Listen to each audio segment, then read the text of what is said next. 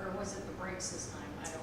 It I was, think the last time it her was was brakes. brakes, Okay. but she did have This last some, time she I did have a got shredded that. tire. Shredded tire, but then something happened with, hey Amber, something would happen with, like a caliper or something. One of the calipers wasn't good on her brakes. So, Tom said it's Tom said it's like a $500 plus fix that he can't do, so, Yeah. they were gonna go back to the other van and see if they could make it drive worthy. Yeah, they have the worst luck with vehicles. They do, Wait, said Tom couldn't fix it, or? he can't fix this. If it were just the struts and the rotors, he could do that. But Yeah. they're thinking that it's more than that, they're thinking it's also the, is it a caliper? Yeah. Which is something that he said that he could fix that one, and that's like a $500 just for the part, Yeah. so, and that's not counting the labor. Yeah. So they're probably gonna park this vehicle and try to get the other van running. What was wrong with the other van? There was something that they. Oh, the heat, Oh, the heat didn't work, and there was something else done, so they could drive it in the summertime with the heat not working, but there was something else that still needed to be fixed on it. I don't remember what it was. But it's something that Tom said he could fix. Or tried to.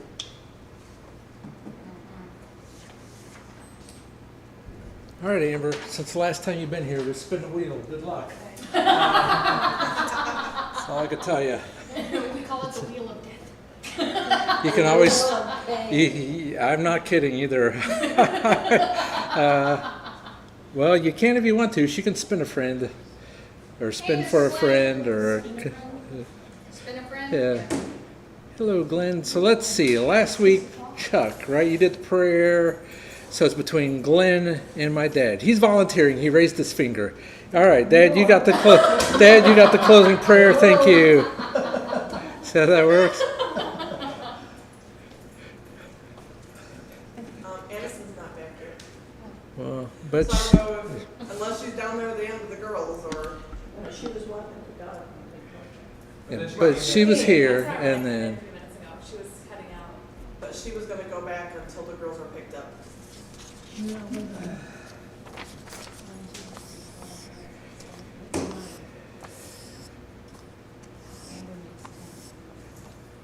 Are you okay answering a question, Amber? Yeah. She'll be great, and we can all help her Yeah. if it, or at least give you the verse reference. And if you're lucky, you'll get like the first question because that's usually the easiest out of all of them. It's usually in verse number 1. Usually somewhere in there. Number 5, yes, and I got confused. Because it was either, okay, it was, I'm gonna make sure your name ends up on everyone else's. So I put both. Hopefully, Brian, when you read it, I'll understand it better. Confusing, where they are, where they're going. Oh, okay. I thought this chapter was a little less confusing than the last chapter. Well, the last Wait till the, I wasn't here the last chapter to tell you the same thing. well, wait Until next Oh, week. I know. I'll have more to say about next week. But, all right, do we wait one more minute? It's not blowing this way, Cherry's freezing. We're all done. I told You're him gonna I stay in will the sun all day. I've got that fan going. go get you a coat. Just going up. You need to go stand in the sun all day, and then you'll be warm. Yeah. I don't know. You stand in the sun and then you get in the shade and then you feel kind of cool. But they did volunteer to go get him a sweatshirt or a hoodie or a Coat. winter coat, gloves, thermal Do boots. you need some mittens? My toes have been cold the last few days. I poured socks to bed. Mittens for my kittens. Yeah. Anybody want a cat? My neighbor that has a cat, needs a home. Aw. You Well, want a cat. well, I have a cat. You want another cat. I was going to say, while we're waiting for Addison, we might as well have the review. So I was brainstorming, how can... 50 years. See, I was thinking about changing it and not even asking that question. Maybe 13. See, I thought about skipping that whole thing. I thought about it, I thought about asking, who was the first judge? Yeah. Who was the first judge? Oh, See, change it up a little bit. see, now I gotta look. What, Chuck? Yeah. Othniel. Well, in the book of Judges, it's Othniel. All right, very good. Who was the left-handed judge? Who's the left-handed judge? Ehud. All right, very good. Which judge was the judge that used the ox goad? Samuel. No. No. Was close. No. Oh, no. Oh, Jeff guy. No. That's it. Who was it? Oh, where is it? Chuck's sitting there with the answer. He just doesn't want to help y'all. I can just see it in his Is eyes. it Jephthah? That's what I said.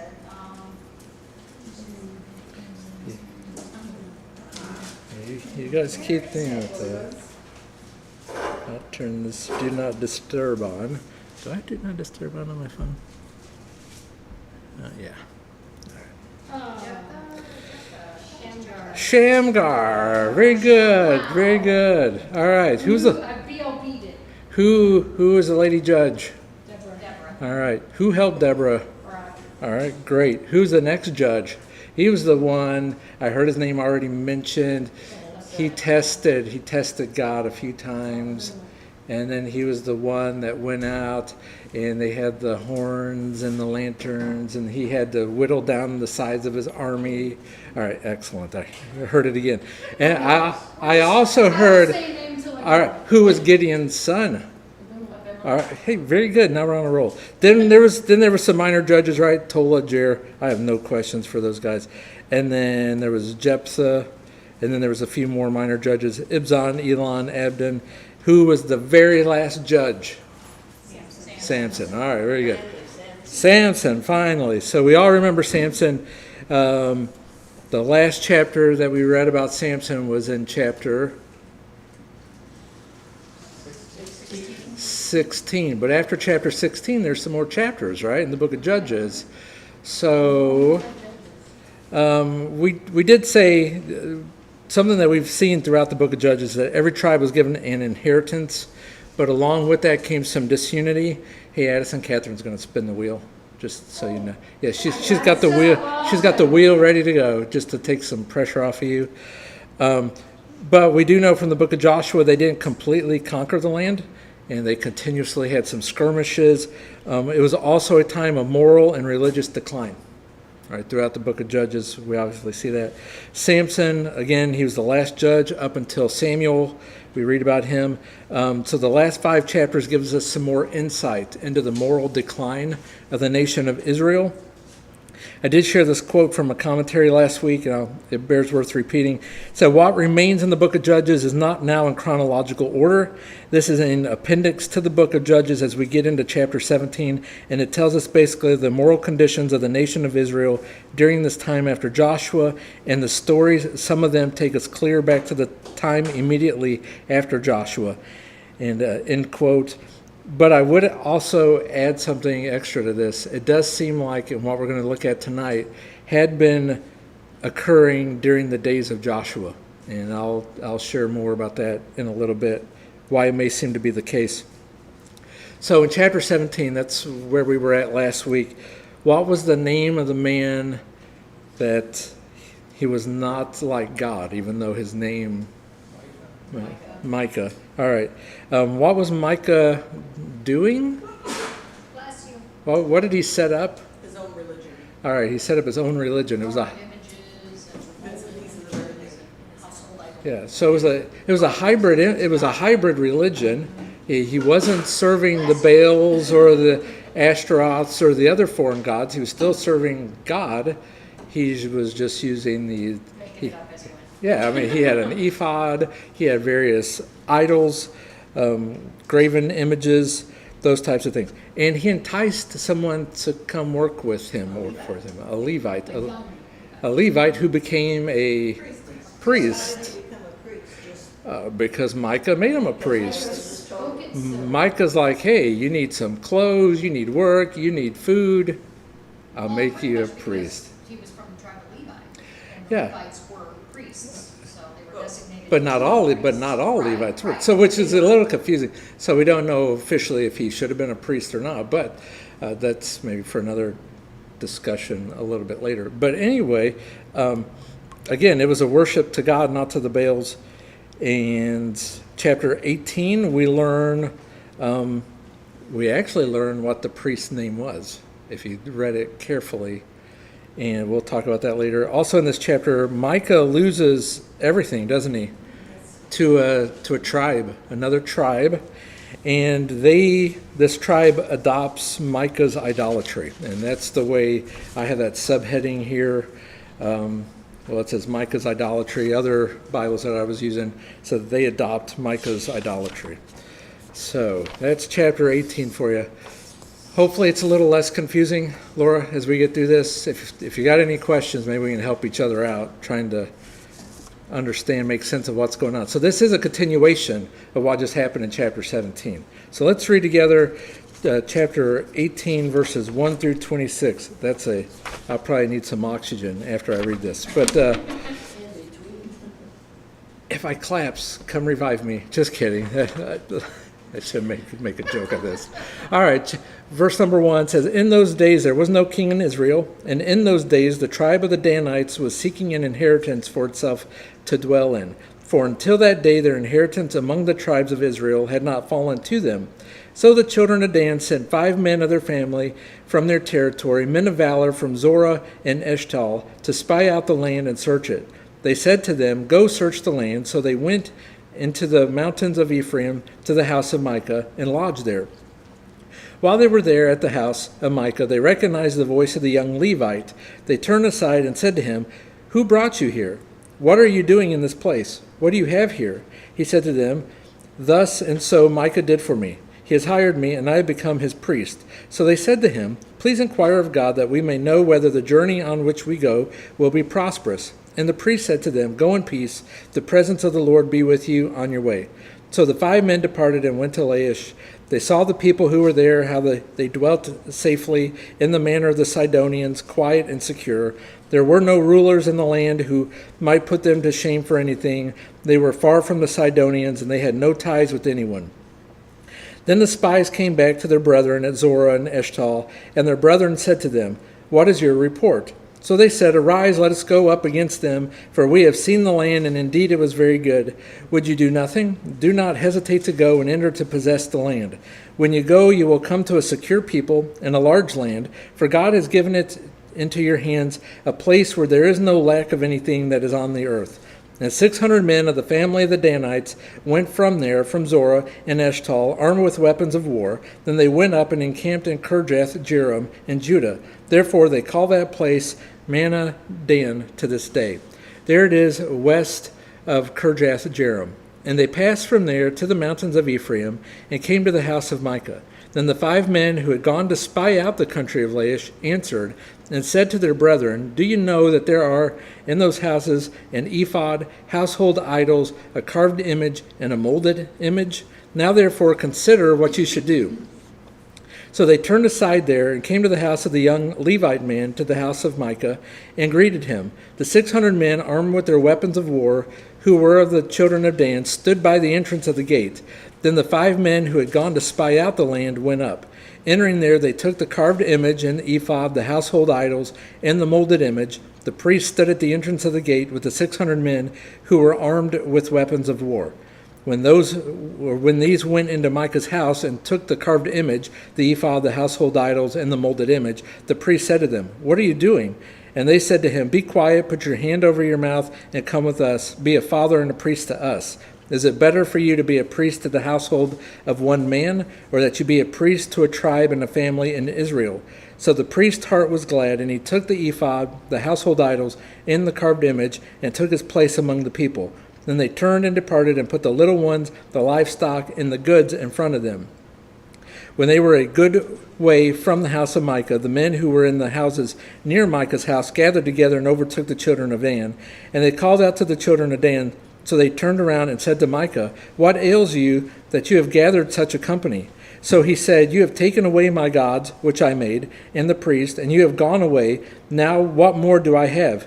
How can you say to me, 'What ails you?'" And the children of Dan said to him, "Do not let your voice be heard among us, lest angry men fall upon you, and you lose your life with the lives of your household." Then the children of Dan went their way, and when Micah saw that they were too strong for him, he turned and went back to his house. I made it through. All right, very good. Question number 1 goes to, drum roll. No. Chuck's mom. Chuck's mom. All right, question 1, Laura. Who was seeking an inheritance? The tribe of The Dan.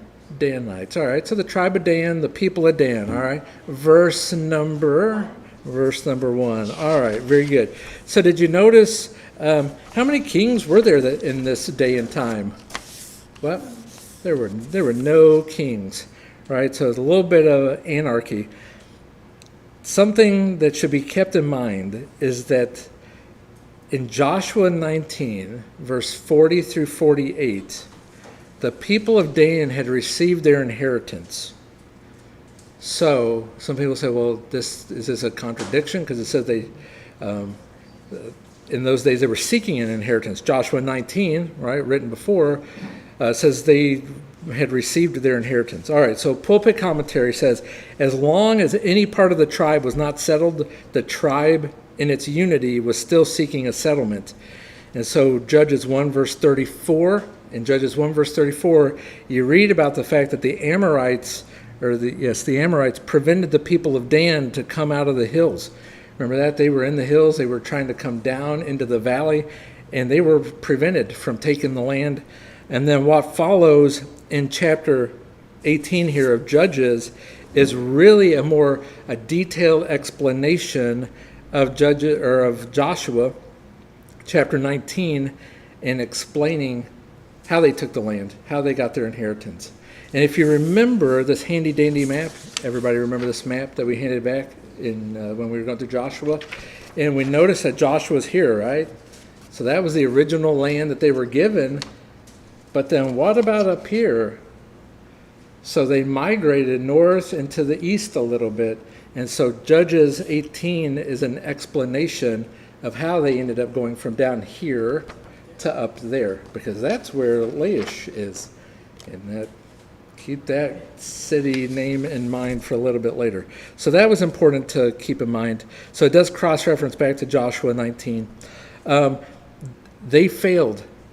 And this is something that we found in the book of Joshua. They failed to drive out the Amorites. And Kaufman pointed out in his commentary, they had one of two options. Number one, they could have repented for their lack of belief and the lack of faith in God in the land that they were given, and go conquer their enemy. Or two, look for new territory where the occupants were helpless and unprepared to resist.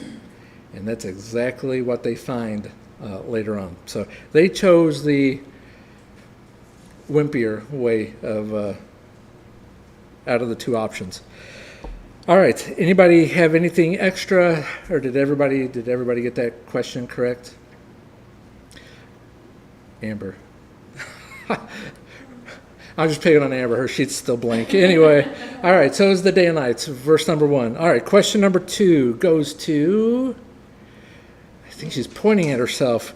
All right, Catherine. What was recognized in the house of Micah? The voice of the young Levite priest that was higher than Micah. All right, verse number 3. All right, so they recognized the voice of this young Levite guy who became the priest in Micah's house. There's various thoughts on what this could possibly mean. Kaufman thought it meant that they probably knew his voice, and there's a reason for this? Well, that would be a second possibility. Maybe they understood that he was a Levite based on the different dialect that maybe he had from the people there in that area. Or maybe it's the fact that Levites would talk with more religious terminology or priestly terms or whatever. So maybe the way he was just, some of the words, the vernacular that he was using, maybe it sounded different. But Kaufman took the position that they may have knew who he was because it seems like he was a descendant or relative of Moses. He said, well, how could that be? We'll get into that later on in the chapter. All right, and we'll talk about that later, but keep that in mind. So that is a that's a really strong possibility. I don't know the answer. I don't know if anybody really knows the answer, but just, I say this a lot of times, I'm just giving you information, and then you guys can decide for yourself what you think. But anyway, there were some spies. The tribe of Dan sent out some spies, right? How many spies did they send out? Five. We just keep throwing out numbers, and we'll get it. We'll get there. 5. They sent out 5. Question number 3. And they questioned, right? Well, they questioned, the question number 3. They questioned the Levite, and he explained, they're like, hey, how did you end up here? Why are you here? And then Micah, or not Micah, but the priest guy, he explains all that Micah had done for him in verse number 4. So question number 3, that goes to, I'm guessing, Chuck. I don't think she'd make eyes like that to any other person. So question number 3, Chuck, what did the 5 men want to know about their journey? From verse 5, if the journey they go on will be prosperous. All right, so what was the priest's answer? I know that's not on the sheet, but what does he say to them? The Lord will be with you. All right, so go in peace. You're going to have the presence of the Lord with you on your journey.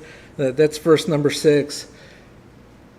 Did he really have no one really knows for sure. Did he really inquire of God? I'm suspecting he didn't. But what we do know is he told them what they wanted to hear. Yeah, because it seemed fast. Yeah, it was awfully fast, right? What's his name, John? It was. We do discover that later on in the chapter. Yep, very good. So question number 4. And What? also, Okay. They were asking the priest of a foreign religion to inquire. Yeah, that's ironic, right? Or a hybrid religion. Yeah. It's ironic that they would ask somebody from a false religion to ask God if they were going to be blessed. Like that, that it'd be like asking somebody for, I don't know. I mean, you can think of all kinds of weird scenarios today, I guess. It does show you the kind of people these men were, though, right? From Dan, kind of leading up to what they do. Question number 4. Addison, what report was given by the spies concerning the city of Laish in that area? I said from verses 9 and 10. Okay. The spies said they should take the land because it was good, spacious, lacking nothing on earth, and the people would be unsuspecting. So they would be vulnerable and would be easy to take them. All right, very good. So again, the city of Laish, it's worded a little bit different. In Joshua 19 verse 47, it says they went to Lisham, but it's just a little bit of a variation of spelling. And if you have that handy dandy map or any other map, this particular city was about 26 miles east of Tyre, and they discovered there that the people dwelt in safety, didn't they? These people were kind of out in no man's land. It was quiet area. They were quiet, peaceful people. It seemed to be secure. They didn't have any immediate rulers, like no dictators over them. They weren't oppressed. They lived a long way. Did you notice that the text says that they lived a long way from the Sidonians? Yeah, that's what I had. So, I picked up some from 7, King and 5. yep, so I included verse 7 in there as well. So far from the Sidonians. In other words, they had no allies. They had no allies nearby that could come in and protect them. Just looking at my paper. I saw him looking at me, I was like, size, so I'm like, what? felt like a Waltons episode. Some people are expelled from, was it boat ride? Was it boat ride? All right, so, okay, so anyway, these people in this city, in this region, man, they were unprotected, right? So Dan, the people of Dan, they're Minding their own business. they could either take care of those Amorites down there along the coast, or go pick on people that had no defenses. They picked the easier of the two, right? Not right, but that's what they did. All right, did anybody get anything extra for question number 4? I heard some conspiracy that Laura was going to get question 5, but we'll see. Spin the wheel. Let's see. No. Who gets? Pa gets 5. All right. How many men from the Danites came to the house of Micah? That's what everyone, 600 men. All right, 600 men. I disagree with that. Well, do you have any verse references? Verse 11? Let's see, verse 11. Okay, I didn't. Well, okay, so they left. All right, verse number 11. Do you have any other verses that would go with that? Did anybody put anything else? I included 13 on that. It says they passed from there to the mountains of Ephraim and came to the house of Micah. Yep, and then verse 16 as well. The 600 men armed with their weapons of war, who were the children of Dan, stood by the entrance of the gate. So notice I asked the question, how many from the Danites came to the house? I didn't ask how many went into the house. Well, see, Five. well, Because the reason I did that is because, like you said, the 600 men were at the gate. They well, didn't go to the house. but they came to the house. They were at the house. They were at the house I area. actually put 5 and 600, but I know you did. I heard this discussion before class, so that's why I said what I said about. and I put verses 15 through 17 because I was like, I just don't know. I'm just going to put it all. Did anybody else put 5? No. Did I'm every? the only one. Okay, good for me. Did everybody else put 600? But the 5 went to spy out I'm- and they came back, and then yeah. the 600 went, and then it talked about the 5 again that had spied out. So I figured that 5 was part of the 600. That's what I figured, yeah. Well, I figured there But was I don't think the 600. 5 were I'm all surprised. 600. Yeah, I don't think so either. But it I'm said surprised. 600 men went, and then the 5, then it talks Yeah, about the 5 the going 5. I think they forward. had 5 Right, but spies. the 5 were spies. Yeah, they were the spies. 600 were the men of So war. I'm really surprised nobody put 605. I'm really surprised. That's my reasoning. But why can't the spies be part of the? Well, they men could, but it didn't read that carrying- way. I didn't read it and understand it that way. All right. Well, let me just give you. How many men from the Danites came to the house of Micah? If you put 600, you're good. If you put 5, yeah. If you put 605, then I. All right, but we do learn something later on in this chapter. There were clearly more than 600 people. Okay, and we'll get into this discussion Because this later is on. 600 men. The 600 warriors. We'll talk about. Well, let's not jump too far ahead. All right, question number 6. Question number 6. Who does that go to? Question 6.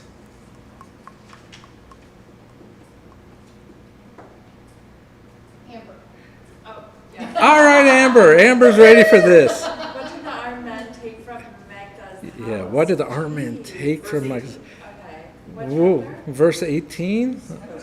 No, I had 17 through 20. There was a lot of stuff. 17. And if you notice, we're in Judges 18. Judges 18. Yeah, verses 17 through 20. Well, as I was reading through it, I noticed they kept repeating. It seemed like the same items that I wrote down. Yeah, I put verse 14. Ooh, this is getting interesting. All right. Carved image? Okay. Is that it? There's more, though, but that's a start. That's a great starting point. Metal image? Keep going. Okay. There should be a word that starts with an E in there. The Ephod, close. Yeah, we knew what you're talking about. Those are the household gods. Okay. And the metal image. okay. There's molded image. Okay. Yeah. Ultimately, I don't know if anybody put this down. And the Did priest. see? I wrote that on my list too. Ultimately, they take the priest. So I mean, it really doesn't. In that list of things, it doesn't really say him, but later on we do. Anyway, if you put the priest down, you get bonus points. They also took the So, hybrid religion. so as they were taking these things, the priest asked a question. Do you remember what question he asked? Okay, some of these men came in, obviously 600 men did not enter the house, but a group of these men, armed warriors, come into the house and they begin taking these items. And then what does he ask? What are you doing? What is going on here? And what are you doing? What did they say to him? Settle down. Calm down. Calm down. On the side literally says, hold your peace. Hold your peace. So that would be a Hebrew idiom or a figurative speech. Shut your mouth, right? Just quiet down, right? Be quiet is really what they're saying there. So the armed men took the items. They then take the priest then, right? So the armed men take the items. Does the priest take the items back? Verse 20. So the warriors take the items. Verse 20. Ephod and the household items. So they took the items. He takes the items back. He's holding on to them. But then the next question goes to, and the question is, why was the priest's heart glad? And that question goes to Granny. Granny. Why was the priest's heart glad? She just groaned. Has to be a father and a priest to them. Okay. So offered to be a priest to them. Did everybody get that? I put that he would be a priest of an entire tribe and not just one And man. then just one minute. All right. And the family of Israel, which Yep. was God's chosen people. So verse But I also said still with all the false idols. verse number. All right. So they offered him to be a priest to an entire tribe and not just one little family. And so it's kind of feeding into this guy's ego, right? Power. Yeah. Oh, you're just a little country priest, right? Countryside priest. You could be a priest of this mega Be a city. tribe. Yeah. So we could, looking at this, we could say from his perspective, he just earned himself a promotion. He was so. Don't you think he would be glad? He would be very glad to be promoted. I put down too that they didn't kill him. You got all these warriors around, and you're the priest, and Of a hybrid false religion, which he should have been, but maybe he didn't. Maybe he wasn't so apprehensive. Although you never know, because the spies came in. But then the spies were asking for, hey, inquire to God about how this is going to go for us. And then, so maybe he had an idea. I don't know, but maybe he was breathing a sigh of relief for promotion, and he's going to get to live. Things are looking up. All right, let's go. All right, question number 8. Laura. Not the question you were looking for, but why did Micah return home? I put verse 26. He saw that the children of Dan were just too strong for him. All right. So there's a lot going on in this little section, right? Verse 21 through 26 was Micah's futile attempt to recover his treasure. I mean, obviously the warriors are leaving. Micah tries to stop them. Verse 21, it does make a reference to the little ones, the livestock, and the goods went in the front. And so these 600 warriors would have been coming up on the back.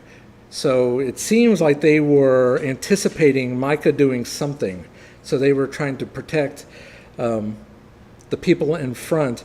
And people have estimated that there was probably about 2,000 people, because this was a migration from, again, this is going from down here. They're not just going to leave them all down there, but they were migrating to the north and to the east a little bit. So they would have had family and kids and their possessions along with livestock. And those 600 warriors were in the back getting ready to protect them. And then Micah was a long ways off, right? But did he catch up with them? Did he catch up with the traveling group? Verse 25, did he start asking them some questions? Or before 25? Verse 24, actually. I'm like, how are you going to say what ails me? And then, What's wrong with you to take all my stuff? Yeah, like, what are you doing? What right do you have? And then what was the children of Dan, what was their response to Micah in verse 25? Like you're gonna, have a little accident. Unless there's some angry people. All right, so who sitting in here has seen the second Lord of the Rings? This, as I was reading this, and you had this large group traveling, you had Micah running up to him. I know this isn't the exact thing that happened in Lord of the Rings, but you remember the Riders of Rohan? You remember that scene where Legolas and Aragorn and Gimli were tromping along, and then all of a sudden they get encircled Yep. by the riders? That's exactly what this reminds me, and they're like, watch your mouth. Say, who are you guys coming through our land? What gives you the right to talk to us this way? And it was very threatening. It was a very threatening scene. And I remember there was that joke made about Gimli and his height, and if he was a little bit higher, he would. Anyway, that kind of reminds me of what was going on here. Was there any other thoughts or comments? I just put down he had no place to go and he had none of his belongings. So I would say he lost hope. He lost everything, didn't he? And he returned home, and things were worse off than he was before. All right, let's read. Mr. Glenn. Well, we need to read this last section. So, yeah, be prepared, Glenn. You might want to change your answer. I don't know. Let's read through this and finish this chapter out. It says, so they took the things Micah had made and the priest who had belonged to him and went to Laish, to a people quiet and secure, and they struck them with the edge of the sword and burned the city with fire. There was no deliverer because it was far from Sidon, and they had no ties with anyone. It was in the valley that belongs to Beth Rehob, so they rebuilt the city and dwelt there. And they called the name of the city Dan, after the name of Dan their father, who was born to Israel. However, the name of the city formerly was Laish. Then the children of Dan set up for themselves the carved image, and Jonathan the son of Gershom, the son of Manasseh, and his sons were priests to the tribe of Dan until the day of captivity of the land. So they set up for themselves Micah's carved image, which he made all the time that the house of God was in Shiloh. All right, so question number 9. Glenn, what was the name of the city of Laish changed to? Dan. And who was Dan in relation to these people? Not the...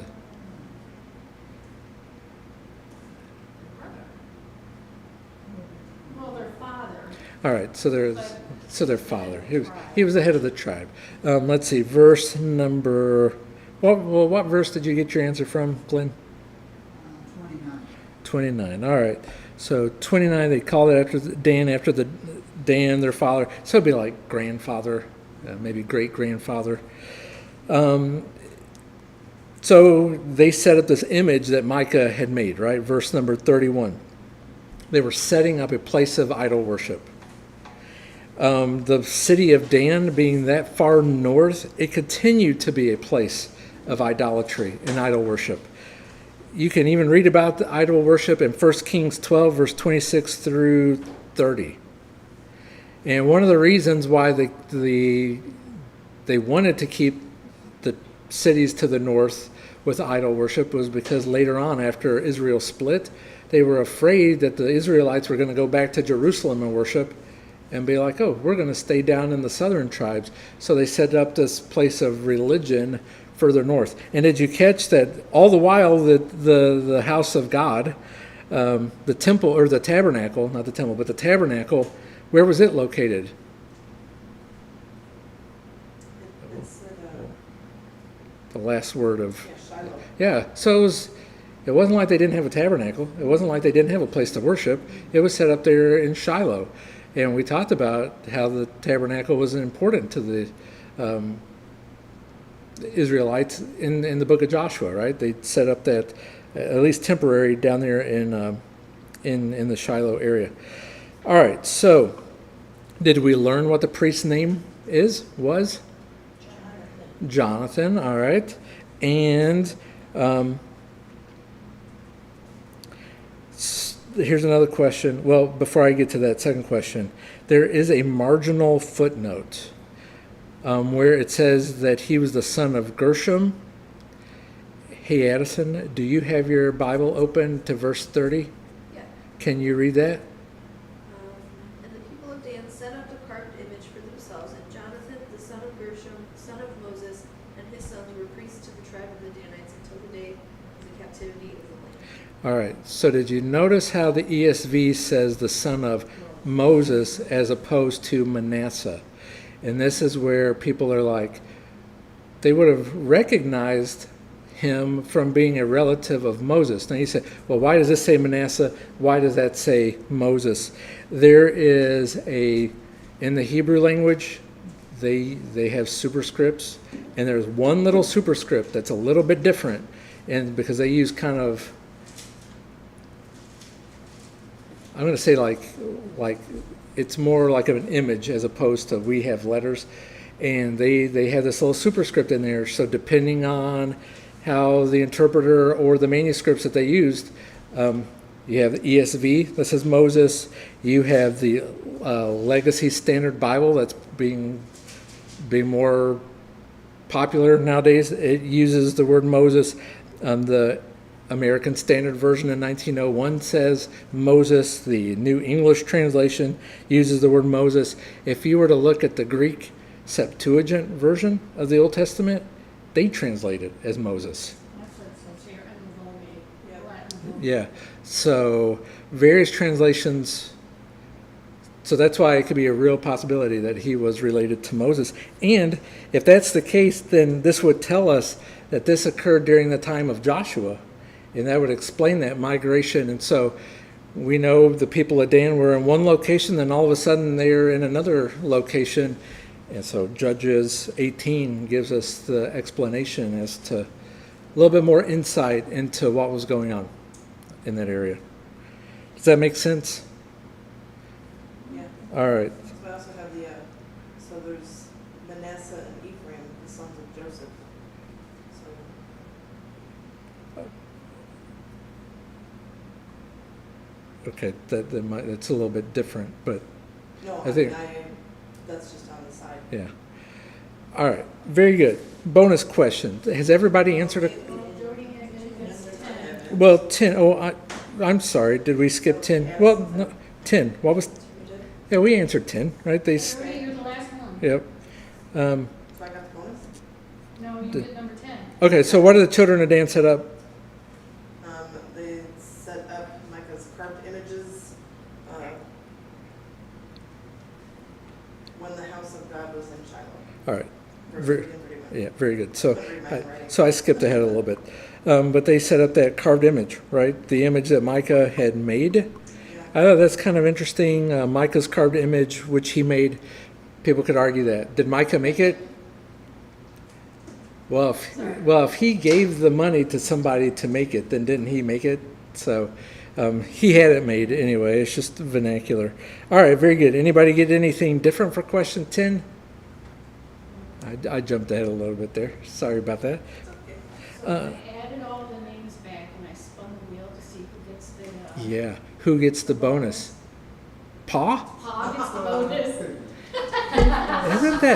Isn't that weird? That is so.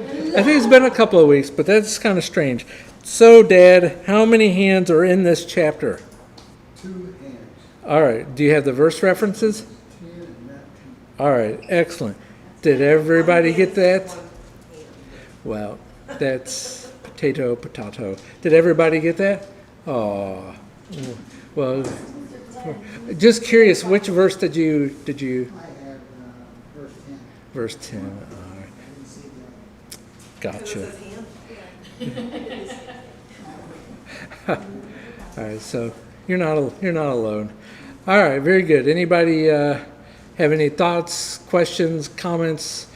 Laura, did that make a little bit more sense going through it, breaking it down a little bit? All right. So next week's chapter, I will probably say this again. Judges 19 has been called the sewer of, yeah.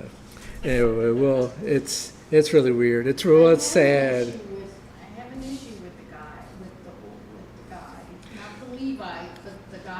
Well, we'll talk all about that Love next it, week. right. Oh, right. But remember the context of when this is all happening. There's no king, and there was anarchy, and everybody's doing what's right in their own eyes. They're letting emotion and they're letting other things fuel their life. And that's why that chapter was included in there, to give some backdrop as a reminder of the horrible condition and the state of these Israelite people were back then. I thought it was sad that they forego these towns because they're not We'll get they're there. not good We'll towns. get there. So We'll get we're there. gonna go to the good Shh, towns. shh, shh, shh. We'll get there. We'll get there. All right. So anyway, it's a little preview for next The week. good town is bad. Sad. Anyway, really sad. All right. If there is nothing else, I think we're gonna. Dad volunteered, so we're gonna let Dad lead us. And he's looking around. He knows better. For those on, if you're watching this on YouTube, when I said, "Who wants to do closing prayer?" He goes. So that to me tells me he went. I think he had something else to say, but anyway, he volunteered. Okay, let's go. Father in heaven, we thank you again for this great lesson that we just went through with. Praise you, Father, for all the lessons you've given to us. Continue to pray for the sick, Father, who are not able to be with us. Pray that they'll all be back to Sunday school, church Sunday morning. Help us, Father, again, have a big crowd Sunday morning, like we had this past Sunday. Go with us now, Father, as we go on to this night. All these we bless, yes, in Christ's name. Amen. Thank you, guys. Bye.